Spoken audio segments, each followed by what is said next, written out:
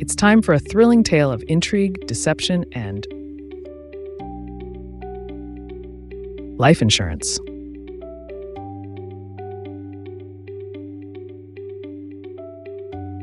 That's right, folks. Today, we're diving into the murky world of stranger-owned life insurance, or STOLI for short. Pearl raises her hand, looking confused. You're telling me a complete stranger can own a life insurance policy on me? That makes me very uncomfortable. I hear you, Pearl. It's like something straight out of a Hollywood thriller. Picture this, a mysterious investor lurking in the shadows, just waiting to cash in on your untimely demise. I don't like the sound of that.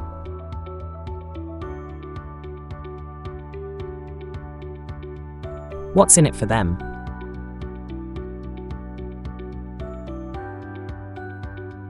That's the million-dollar question, Don.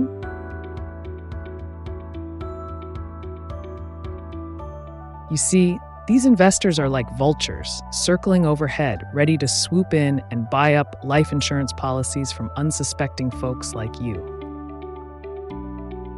But why would anyone sell their life insurance policy to a stranger? That's where the plot thickens, my dear Pearl. These investors often target older individuals who might be struggling to pay their premiums or need some quick cash. They'll offer them a lump sum payment, kind of like a life settlement, in exchange for ownership of the policy. So let me get this straight.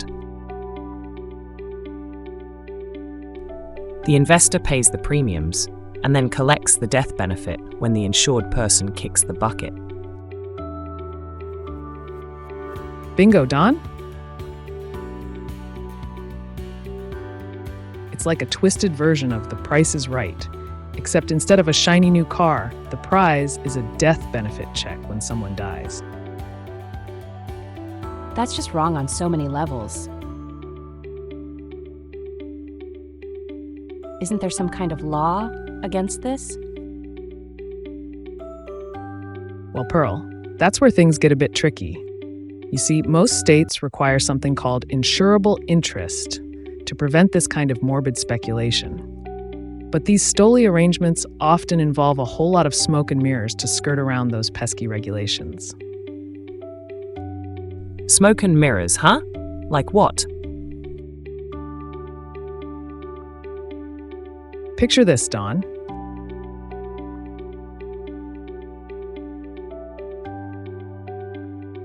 An investor approaches an older gentleman, let's call him Grandpa Donnie, and offers him a sweet deal. "Hey, Donnie," the investor says, "how about I give you $10,000 right now, and all you have to do is apply for a life insurance policy and name me as the owner."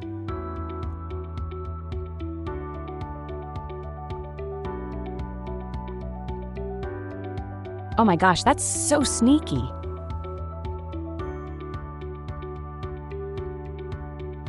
Poor Grandpa Donnie probably has no idea what he's getting into.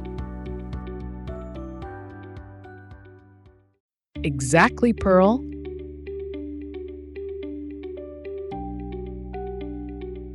And that's just the tip of the iceberg. These STOLI schemes can involve all sorts of misrepresentation and fraud to hide the true intent of the policy. It's like a game of Clue, but instead of Colonel Mustard in the library with a candlestick, it's an investor in the insurance office with a stack of cash. This is all starting to sound like a bad episode of CSI. What happens if Grandpa Donnie decides he wants his policy back? Well, Don, that's where the real heartbreak comes in.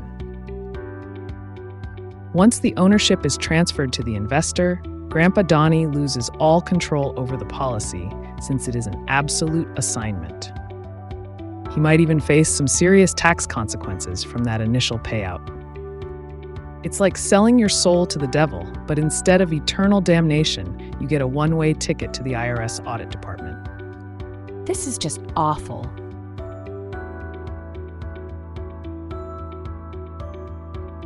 How can these investors live with themselves profiting off someone else's death like that? It's a moral quagmire, Pearl.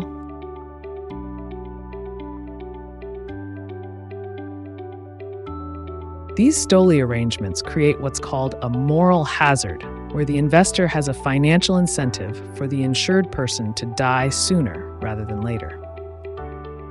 It's like a real-life version of the Hunger Games, but instead of fighting to the death, they're just waiting around for it.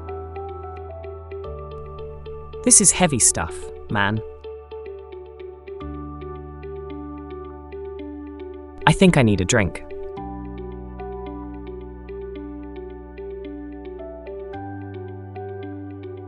I hear you, Dawn.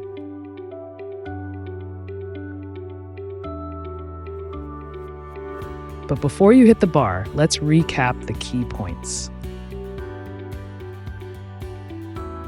STOLI policies are owned by third-party investors who have no insurable interest in the insured person.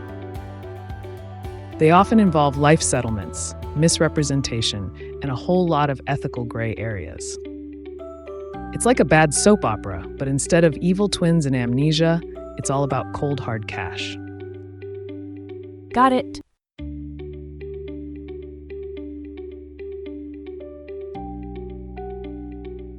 Stay far, far away from any strangers offering to buy my life insurance policy. I'll stick with good old-fashioned term life. Thank you very much. Wise words, Pearl. And remember, class, if something sounds too good to be true, it probably is. Especially if it involves your own mortality, being traded like a commodity on Wall Street. The class laughs nervously, eyeing each other with newfound suspicion. And on that cheery note, let's move on to our next topic, the exciting world of insurance fraud. Just kidding, folks.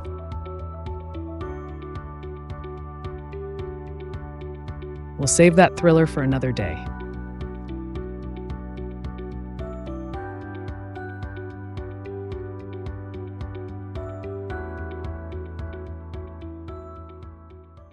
Great job on completing this video. Now it's time to test your comprehension of the concepts we just discussed. This video corresponds to ICAP quiz course number 41. Remember that number. Click the link in the comments section to access the Insurance Class Assistance Program, also known as ICAP. Once you're there, look for quiz course number 41. This quiz will help us see if you truly understand the material and are prepared to move on to the next video. Don't forget, ICAP quiz course number 41. Good luck, and keep up the great work.